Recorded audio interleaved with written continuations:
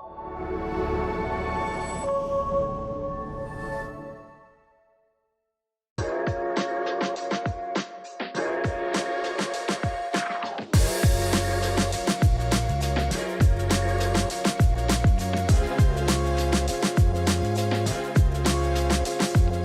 all, I'm Jess Lupini, and this is The Words Don't Fit the Picture, a podcast where we untangle the complicated relationship between gender and voice.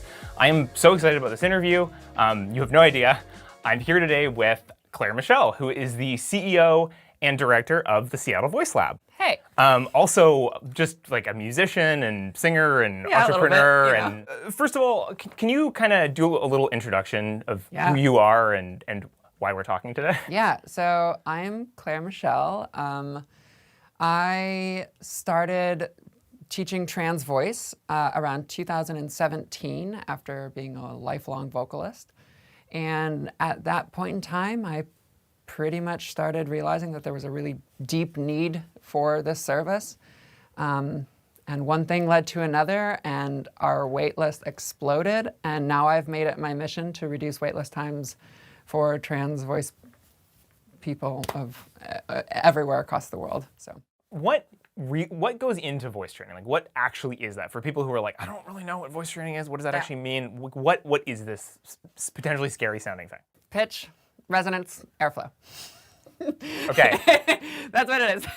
So no, voice training is okay.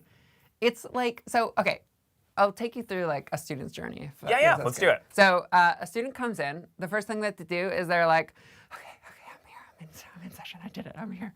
I made the first step. That's always the scariest. So like, we get to see this like bubbly person underneath it all that's all excited and nervous. It's really cute. So we get that person coming in. And then they get an assessment of their voice. They start to understand, like, the ways that vocal health influences their voice. They learn about practice. And then we start with them, just a nice, gentle, like, and that's the first exercise that we give them. We're just trying to get the body more involved. We're trying to get the airflow moving. We're trying to match a relationship between the pitch of the vocal cords and the amount of airflow that they're using. Then we talk about resonance in session 2. Hey, how are you? How's it going? Oh, it's good. How was your practice? Practice was really good. I got the airflow down. Okay, great. So today we're going to talk about the nasally voice. What's that about? Okay, cool. So then we talk about resonance and how to configure things. And we do that again. Lesson 3 comes in. How does resonance work? How was that? Okay, it was good. I got it down. And we talk about vocal fold mass. Vocal fold mass. How do we soften that kind of nasally sound? How do we make that, much more palatable? And then we kind of look at the ways that all of this relates at the end. So then we have this nice soft voice. We start to open it up. We start to trust ourselves. We start to inflect upwards when we speak, and then we start to find who we are underneath it all and settle into something that kind of sounds a little bit like that. So that's where it goes. That's so cool. What voice training is. What a great little crash course. I love that.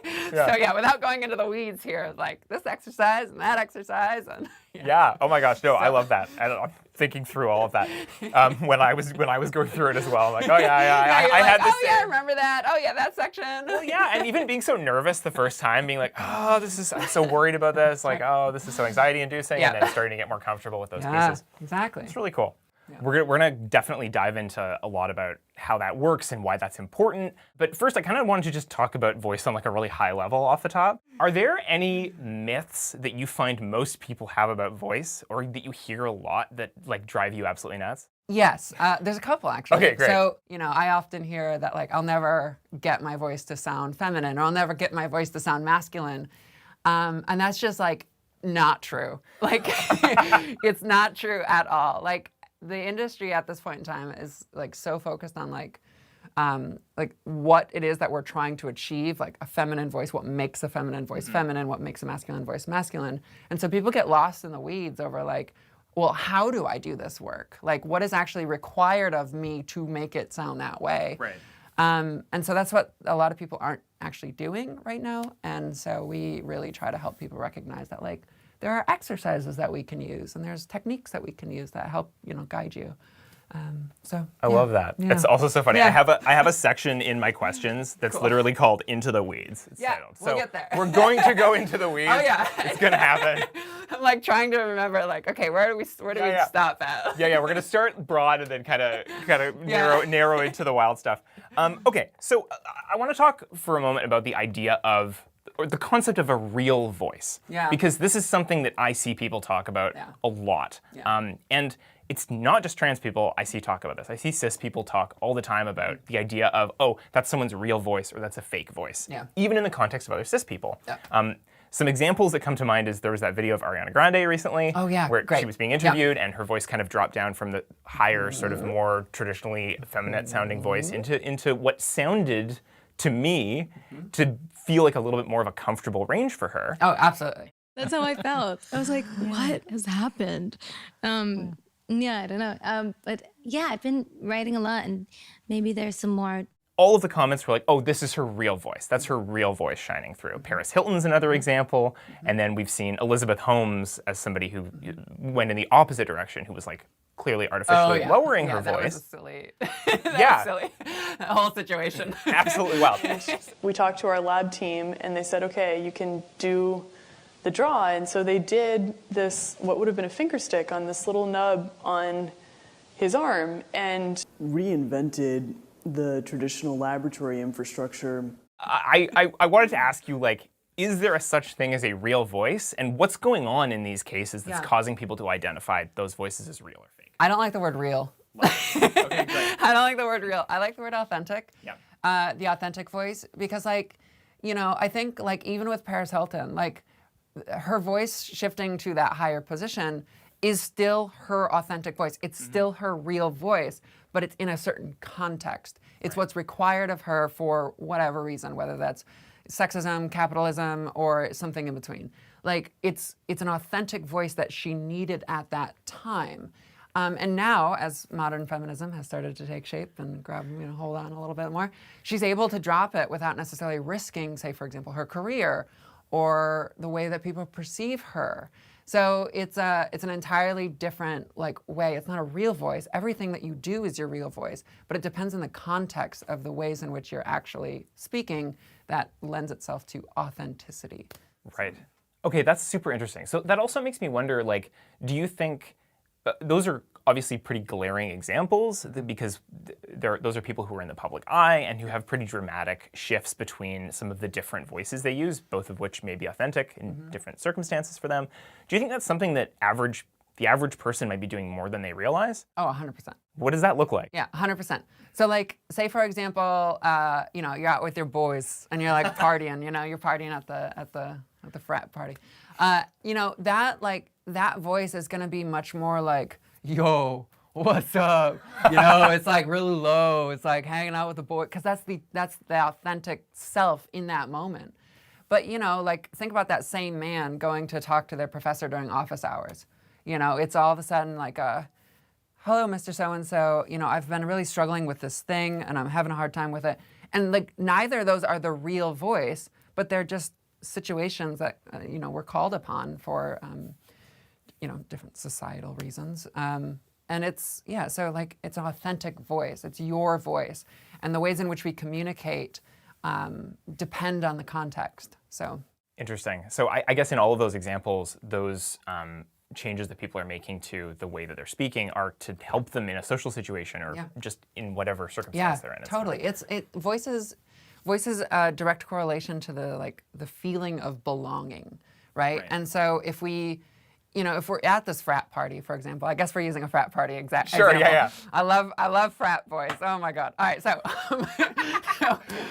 if we're I won't ask follow-up questions about that.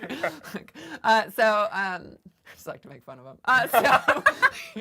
So if we're at this frat party and we're having a good time, it's like, we don't want to sound like, this like nerdy, stereotypical like dude, right? Like, because that doesn't fulfill our sense of belonging. And so I feel like as trans people, we're always sort of like on the outside looking in a lot of these social situations.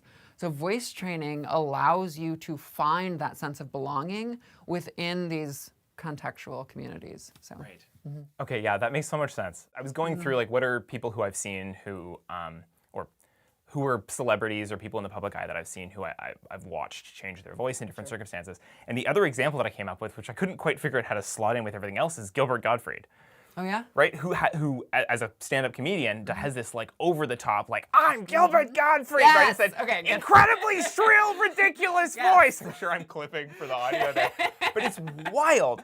And it just sort of had me thinking about how, like, the two examples I could think of that were women were both adjusting their voice to fit in certain ways, or at least that's what it seems like from the outside. A little insecurity there. Yeah, and the male example is like, okay, I'm at that point on the hierarchy of privilege, pyramid of needs. Maybe not though, because like at some point in time, Gilbert Gottfried probably had a show, Yeah. right? That like he was maybe a little frustrated that day, and he was like yelling and screaming his jokes, and he got a rise out of it. Right. And he was like, oh, well, maybe I should lean into that a little bit, right? And so that kind of became his shtick. And so maybe there's some underlying insecurity there that, like, if he goes and relaxes down into something that feels more authentic for, say, for example, talking to his family or whatever, that whole persona falls away from under him, and he's not a comedian otherwise. Oh my God, that's so funny. Given that we're talking about ways that changing your voice can affect your ability to move through different social situations, do you ever find yourself using a more masculine sounding voice to navigate the world? Yeah, absolutely. So I live in a super queer neighborhood, and oftentimes when I go for that 9 a.m. cup of coffee because I ran out of coffee grounds in the morning, I like kind of hang out with the baristas. I have this like lower voice here, but I don't necessarily like use a masculine voice per se. But I'm comfortable like stretching my range a little bit. Also speaking to other trans people too. Like my voice is an entirely different voice when I talk to other trans people. Oftentimes if I find myself talking to more trans men, like I will definitely lower that voice because like there's something, I don't know, there's just something like more comfortable for me. I don't know why, but I just do it. Like it just feels comfortable. Same thing with trans women. Like I don't feel like I need to like strive for this idea of passing, I'm just like with my friends, I'm like hanging out, like we're at the beach and I'm like, yo, what's up? Like whatever Completely. it is, like just having a good time. So it's so funny. That makes me think, there was a time I had posted on one of the trans discords that I'm in that I had some shoes that I was getting rid of because they didn't really fit me that well.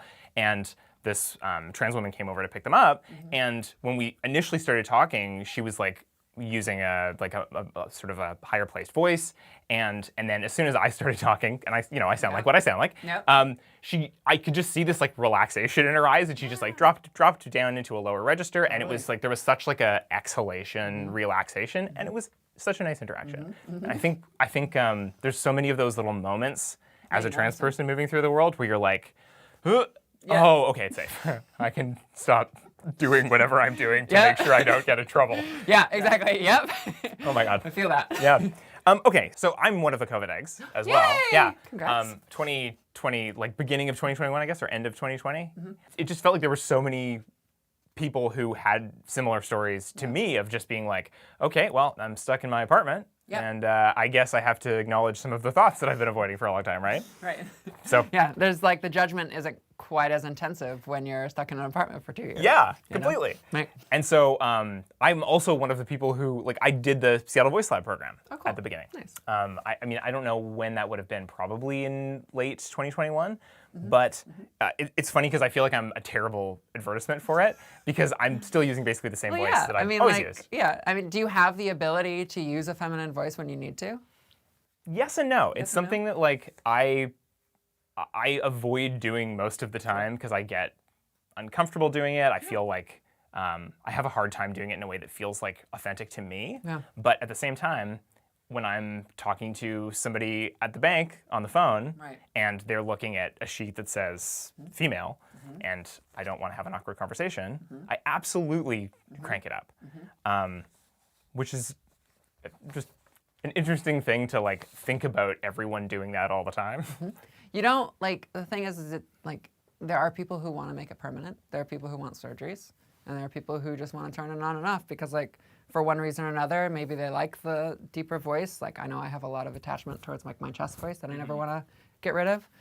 And other times it's, just like, well, I don't really need to. We see this in people who have a lot of privilege, actually. Those who are in higher positions of privilege actually have a harder time changing their voice permanently. That's a pattern that we've recognized at Seattle Voice Lab. That's so interesting. Because they've surrounded themselves with people who, they trust and that accept them. And so, voice training isn't as important in their lives as somebody who might be, struggling to make ends meet and find that having a feminine voice or masculine voice will ensure that they are able to get a leg up with some of their career prospects or something of the sorts. That's so interesting. I can really see how privilege plays into it in a huge way. Like for me, it's a lot of work, it's a lot of time, it's a lot of difficult practice to change your voice. And for me, I have really not found myself in too many situations where it's been really critical for me to do that, to be able to move through a space, at all, let alone comfortably. I definitely feel it in washrooms and change rooms. That's a big one. Yeah, safety. Yep. Safety is a huge factor. Yeah. So, I definitely put it on a little, when I'm out in the mountains and I'm like, hey, how's it going? I definitely have a much higher feminine voice because I don't want the creatures of the forest to attack me. So, so yeah, it's definitely a thing that even I consider, and most people say that my voice passes flawlessly.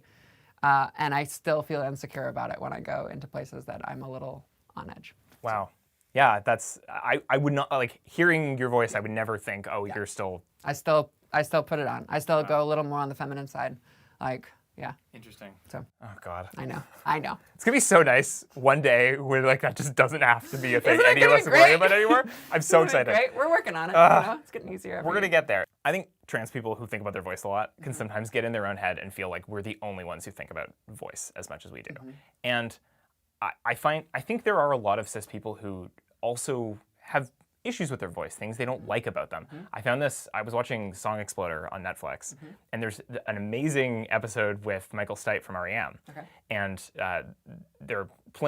he's talking through how he made Losing My Religion.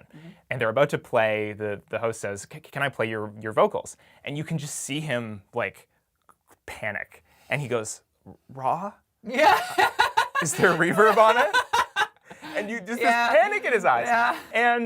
And they play it back, and he can't even open his eyes. He's cringing so hard listening to his own voice. And obviously some of that might be, he doesn't like the take, or he finds it shaky, or there's something about it looking back. But how similar or different do you think those kinds of things are to what trans people go through? Yeah. Well, the example that you provide is something that we would call a performance voice, right? And so a performance voice doesn't necessarily need to be good. It needs to fit the performance. So in that case, right, it might not be a good vocal take on its own, but when you listen to it in context, oh man, it's perfect, right? So that's a performance voice.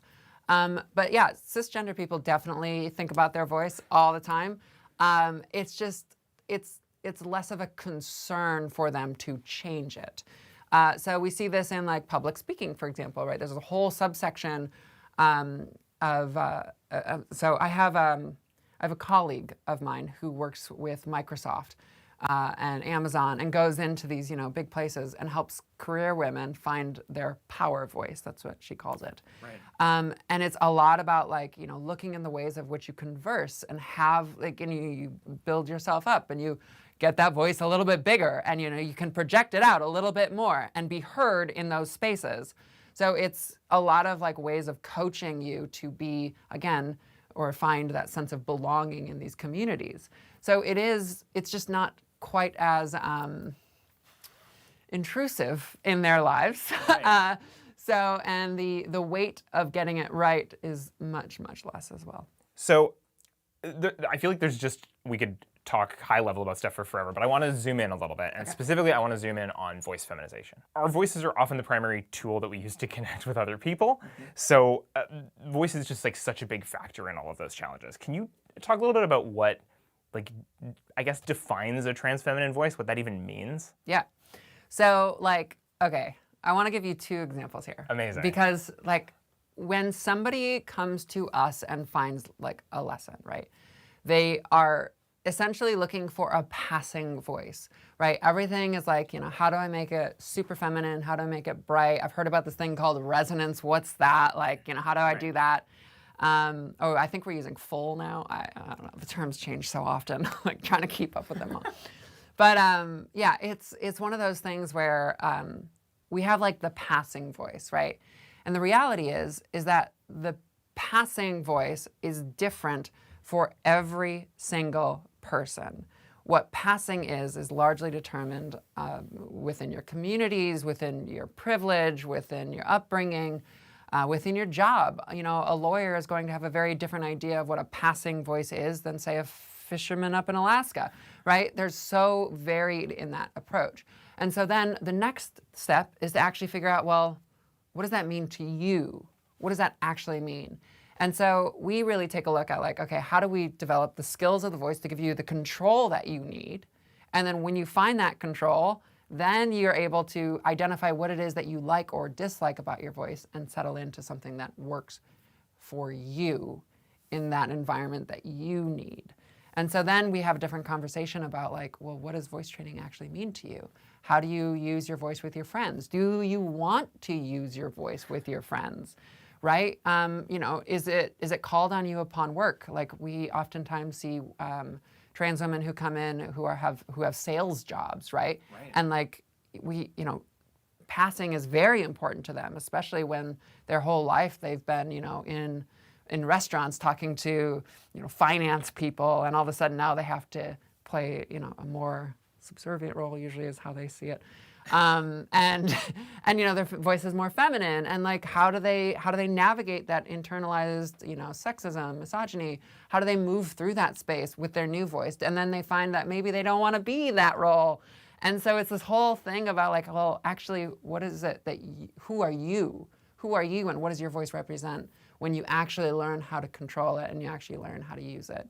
And so that's really what we're doing, is trying to find the authentic self underneath everything. There's a lot of shame that we have to overcome too. Lots of shame. Shame is like the core of what we do, right? It's like, how do we actually let that go? Let the fear of embarrassment and all these other things that go on with it, how do we let that go? And that's where the voice therapist job begins. And so that's a different conversation. Oh my gosh. Okay, there's so much in there that I want to unpack. I think, first of all, I know this is like quite a sort of back to basics question, but can you talk a little bit about what passing means to people, especially in the context of voice? Yeah, so when we think about passing, right, passing means, in trans feminine voices, it's a higher, brighter, feminine stereotypical voice, right? We have to have that perfect feminine voice. But like, I don't know, I don't really like this voice. This isn't me. So what is passing to me? I don't know. This is definitely not passing. This feels fake. This voice feels fake. This is not passing. Right. But to the person watching that, it might be a passing voice. But this is my voice. Right. This is my voice. This is the voice that I feel comfortable using. Does it pass? I don't know. I don't care. Depends it's on my voice. the person hearing it, I guess, right? Exactly. And the context. In the context, Right. right. Totally. So, once you start to realize, like, what your voice is, it's passing isn't important anymore. Right. It's just, finding who you are underneath it all and fully being able to express yourself.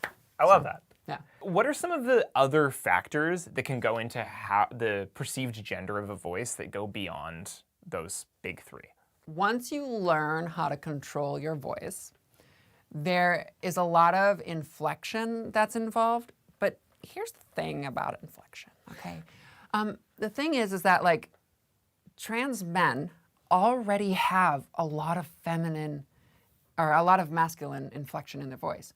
And the same goes for trans women, right? We already carry all of these mannerisms, but as we're growing up and as we're maturing, there are societal pressures for us to not be that way. And so we repress a lot of these, these higher bubbly voices per se, or maybe more like subdued, demure kind of voices. And as we start to learn how to control our voice, it's not that we're learning a new way to talk, but rather we're undoing a lot of that internalized shame that we've accumulated over the years. And so we're just allowing that side of us out again, because that person did exist at a certain point in your life. Right. But someone somewhere said, don't act that way, don't be that way. And you did that. That's what you do at that age. Interesting. So when you're talking about inflection, you're talking about like pitch variability. The kind of. bounciness of the voice, right? We have an exercise that we use sometimes, which is like a cheerleader, which can be really useful. And when we go up, we can talk in these kind of ways. And then when we pull it back, we can start to find the voice and the bounce and the jumps and the changes, and then we can start to relax into that. You can hear that this still exists.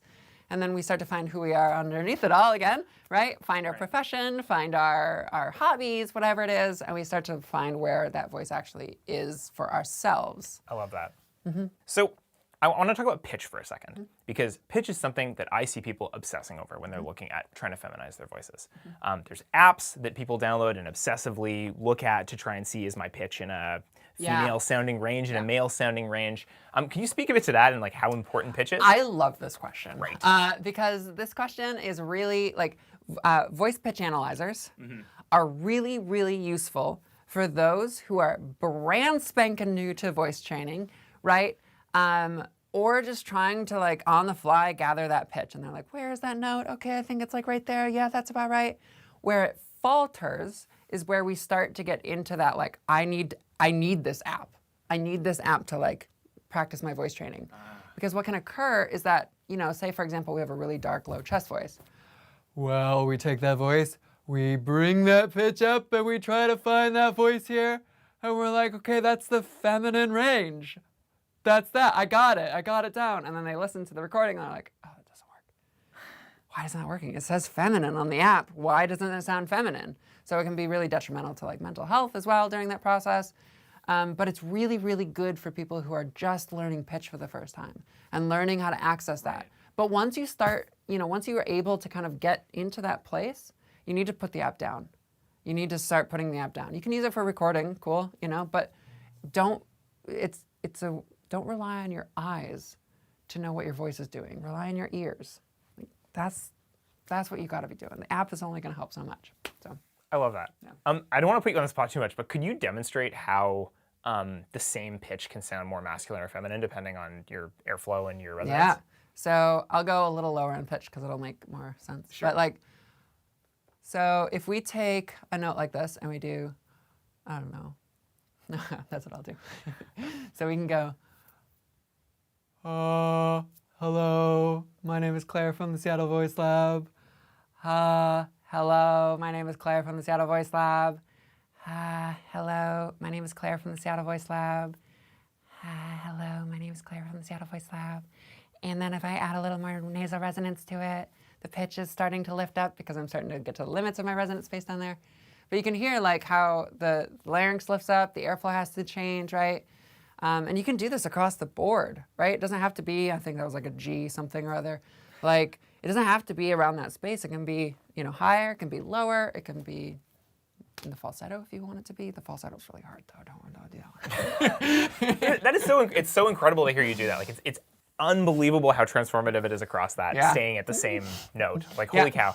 I decided this summer that I wanted to learn how to scuba dive. Because I was like, this seems like it would be a fun thing to try and do. It's a scary sport. Oh my God, it's terrifying. And at the very first time I went in the water, and you're breathing through a regular, you're breathing underwater for the first time, it's like, oh, I'm really focusing on breathing. Exactly. And it's hard, and I'm having to not breathe out my nose, and all of these things, you're focusing so hard on all these basics. Yeah. And then the next time you go in, it's a little easier. The next time you go in, at some point, and you know, I haven't been doing it for that long, already it's starting to feel much more organic and feel like I'm kind of just doing my thing, and I'm not thinking at all about those things that at first were like taking up 100% of my CPU. That's right. There's another, I can't not use nerd references. That's anyway, right. I love it. So does that seem like it has any parallels to voice training? Yes, Yeah. absolutely. So the thing is like, you know, that like when we acquire a new skill, there's this point in time where it becomes like really stiff and like you don't really know how to do it. And so our curriculum like literally leans into that because what we do for 6 lessons is that we hold the voice in one very specific position. Everything is very monotone, which stabilizes the vocal fold length, right? So that's one less variable we have to think about. And then as we hold that voice in place, we can manipulate resonance on top of it. We can add airflow underneath it. And the more variables that we remove, right, the more that we can critically look at these elements of the voice itself. But then once you start learning how to actually manipulate that, you've already learned to configure that vocal fold length, that pitch in place. And so we can start to release some of that pressure. We can start to lean into it. And now we know how to control our vocal fold mass, right? Everything is very, very light and gentle. So we relax into it and we essentially, let the river take us down the road, and we, kind of have this nice, comfortable approach as we start to find that nice, gentle voice. The pitch can start to move. We can start to put a little lower, but everything is already trained. Muscle memory has taken shape, and we've been able to find a nice, comfortable place where we don't have to think about our voice anymore. So that's really nice. And then it can just happen without you having to worry about it. Can you talk a little bit about that shame or that cringe that people describe? Yes. The hard answer is get over it. Because ultimately this cringe is something that's experienced by everyone. And Absolutely. You've done this work on camera and you've heard your voice in editing. There's certain elements of you just listening to your voice for years and years and years and years, and you're just like, yeah, that's my voice. That's the way it is. It doesn't matter if it's more feminine, it doesn't matter if it's more masculine, it's your voice. That's what you hear. And so familiarity is the best way for you to get rid of that cringe, right? That cringe is really what it is. When I was doing my vlogs way back when, when I was doing those, I was so used to hearing my voice. There were times when I was like, oh, I shouldn't have used that voice, but I was also in the same place well, that's my voice. That's what it does. Yeah. So familiarity is really how to overcome that feeling. Interesting. Okay, so that if somebody is struggling with using a newer voice to them and it feels cringe or uncomfortable, that just do it all the time. Do it until it's as familiar as anything else. Exactly. Just do it all the time. Don't worry about voice training at that time either. Just literally record random things into your microphone. I tell my students to when you're making eggs in the morning, put your phone on record and be like, I'm making eggs. This is a great time. I'm putting toast here. And then just listen to that as you're eating it. Literally just record yourself as often as you can. Don't voice train, just record yourself. And then eventually it will naturally progress into training. I love that.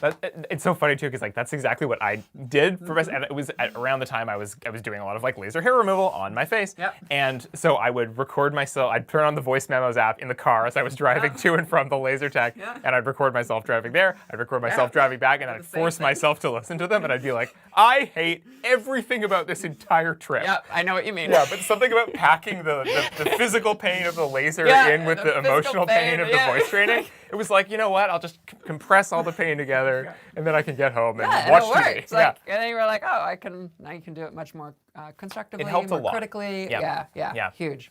Just listening to yourself. Oh my God. Yeah, big.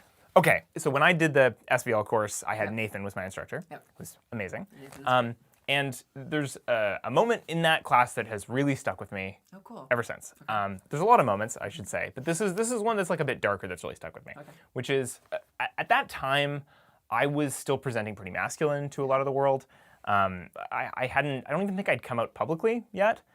And I knew I was going down a few rungs on the privilege ladder, but there's the difference between the moment where you're like, oh, transitioning is going to mean I'm going to lose access to some things are going to get harder, and then actually really feeling that. Yeah. And Nathan talked about how a common request was being able to shout or scream for help in a voice that sounded feminine and wouldn't result in you getting clocked or identified as trans. Yeah.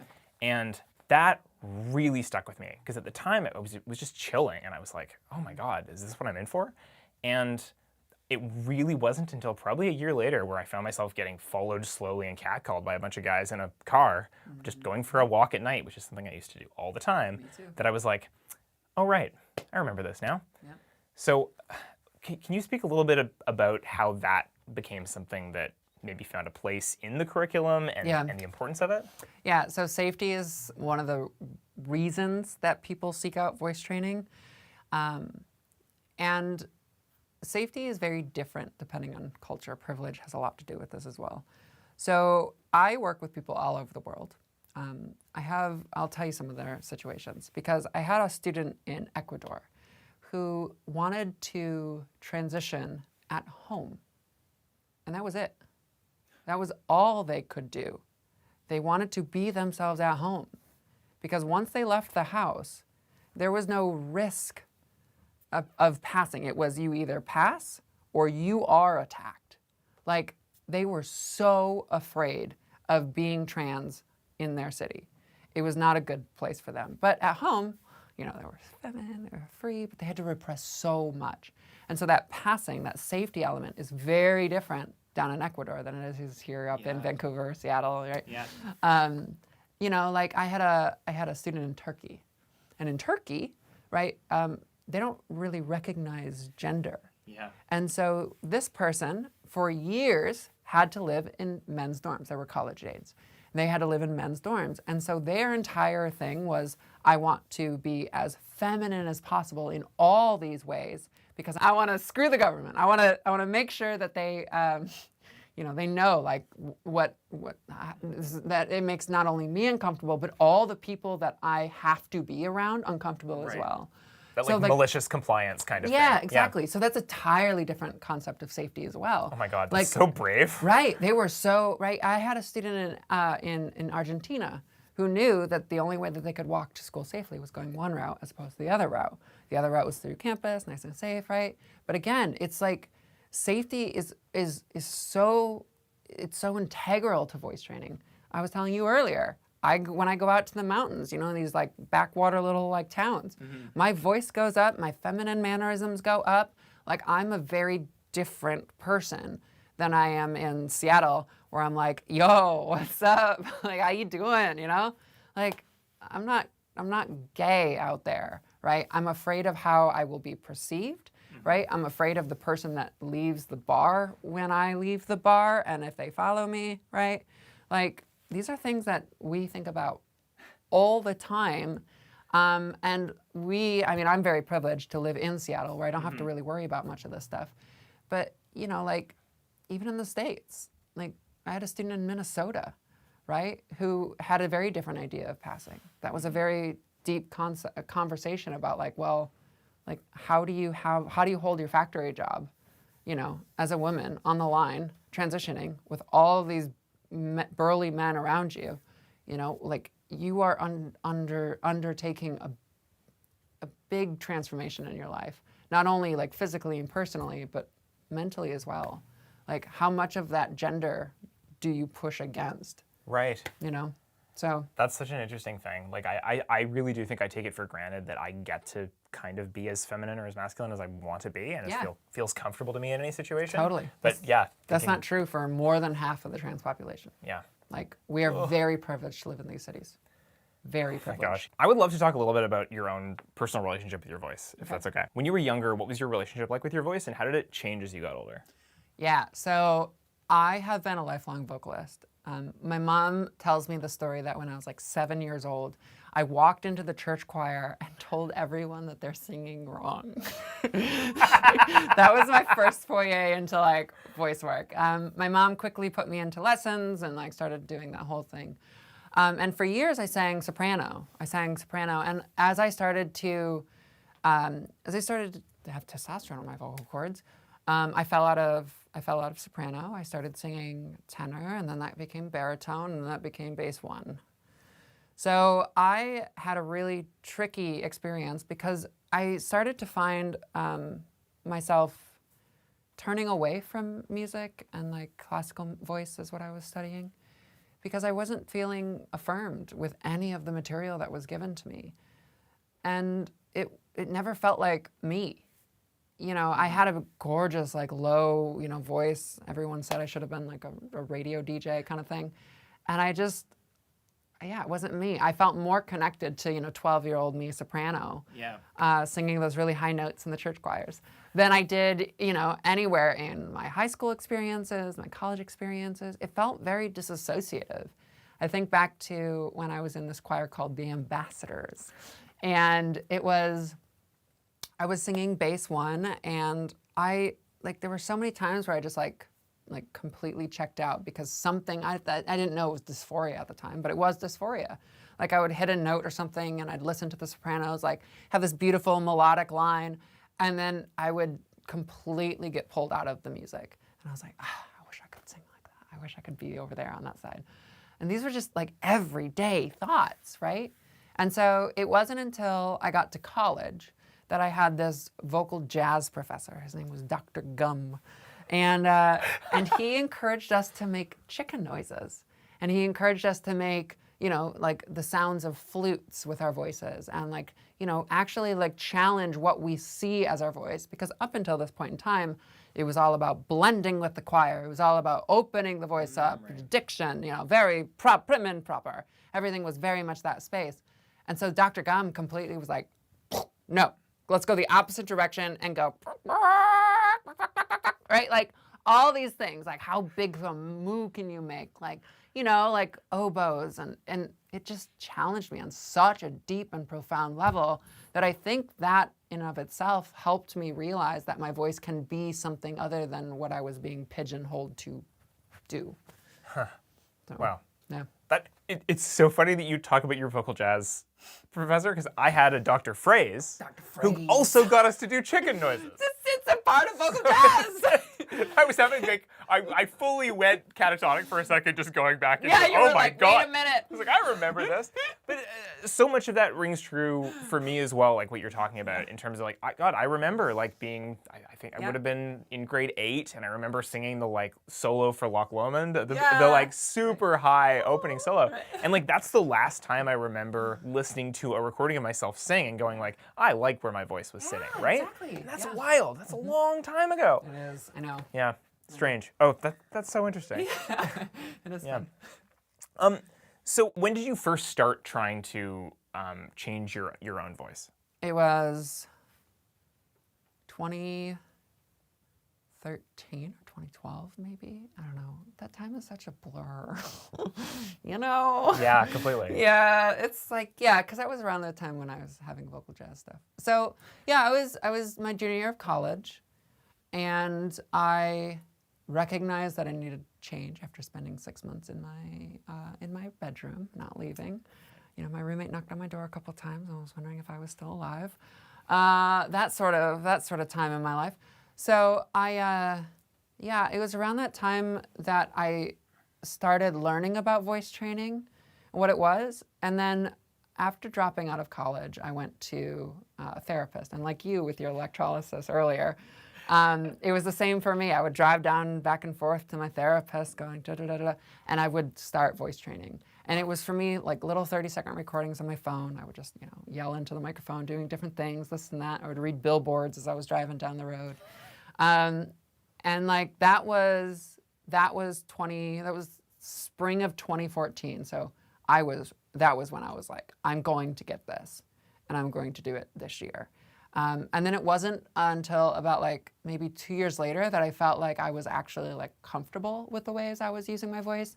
And then another 2 years after I felt like I was done with voice training, like I was completely done. Wow.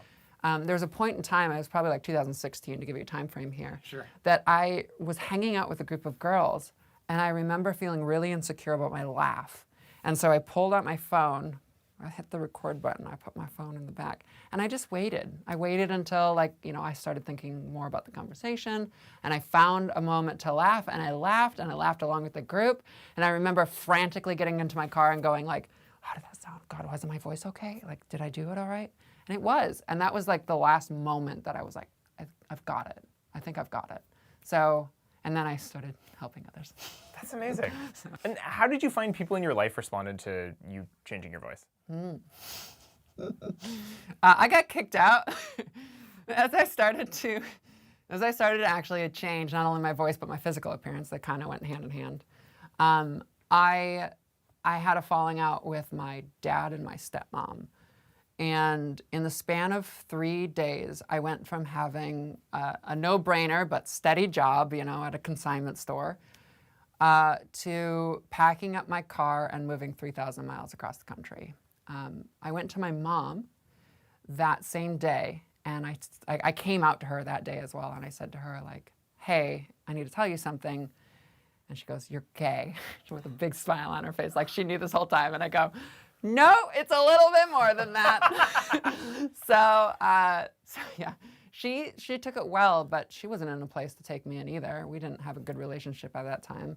And so I just started driving. And for some reason, Seattle was where I picked. I stopped in Chicago. I told my best friend at the time, Matt, and he was like, there's my couch, stay as long as you need.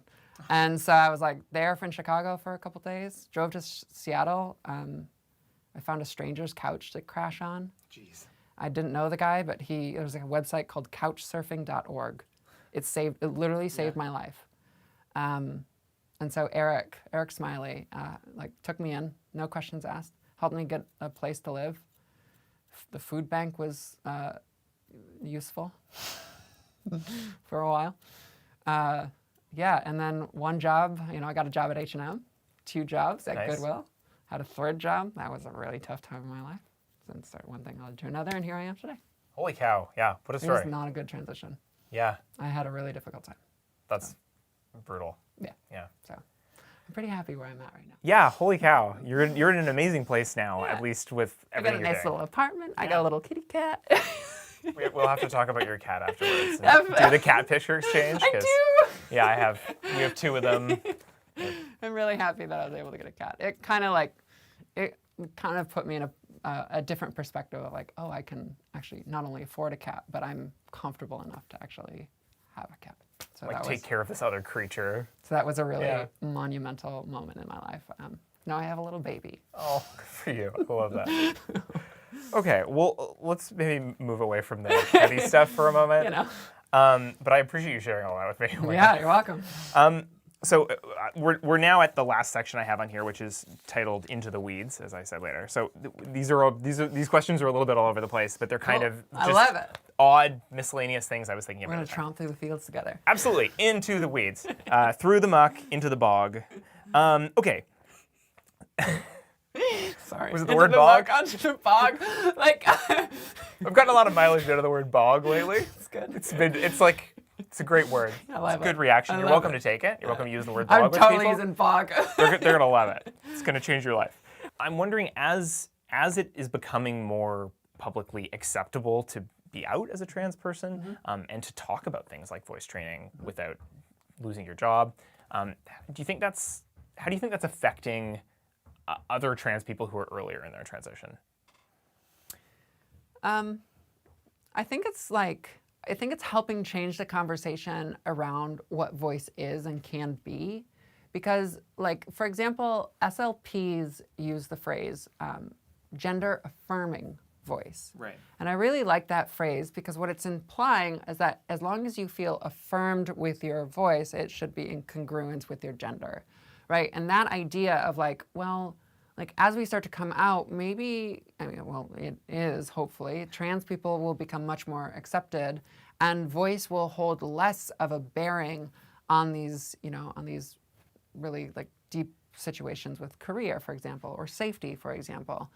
I can't remember the place, but there was a moment where a gay person saw that a southern state rejected the Pride Progress flag in place for the traditional rainbow flag, which is great because the southern states love tradition. Unbelievable. Right? But that's progress. That is progress because up until this point, Pride Month, June, was no, we don't want to do that. But now they're saying it's tradition. We put the rainbow flag up every June. But the old one. But the old one. Yeah, the old. We do it the old ways. Yeah, the traditional rainbow flag. Right. Yeah. We can't move forward yet. But my hope is that that's what will happen with the trans community as well. And so there's a lot of that that's happening.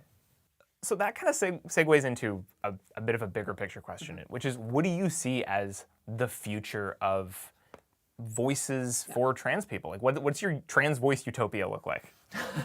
Trans voice utopia is ensuring that trans voice the methods of trans voice are taught at the collegiate level.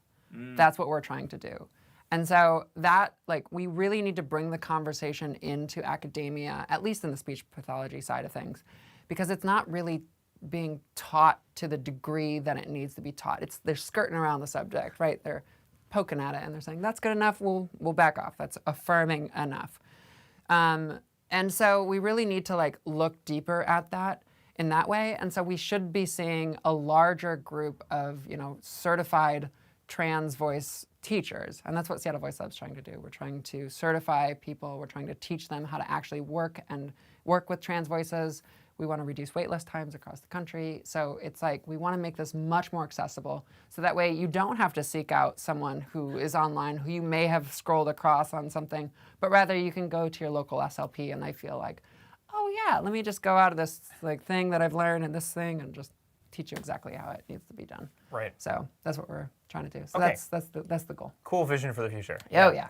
Do you have any advice for people who are struggling right now to work on training their voice and are feeling unmotivated, stuck, frustrated, experiencing that cringe? Yeah. So if you're watching this right now, what I want you to do is I want you to take your phone out and I want you to open your recording app and I want you to press the button on your recording app. And I want you to just say the words, I can do this, I can voice train, stop, listen back. And then do it again. Take a deep breath because you're starting to feel a little bit of fear, starting to feel a little bit of shame. And do it again. And then do it again. Okay, my anxiety is getting the best of me. All right.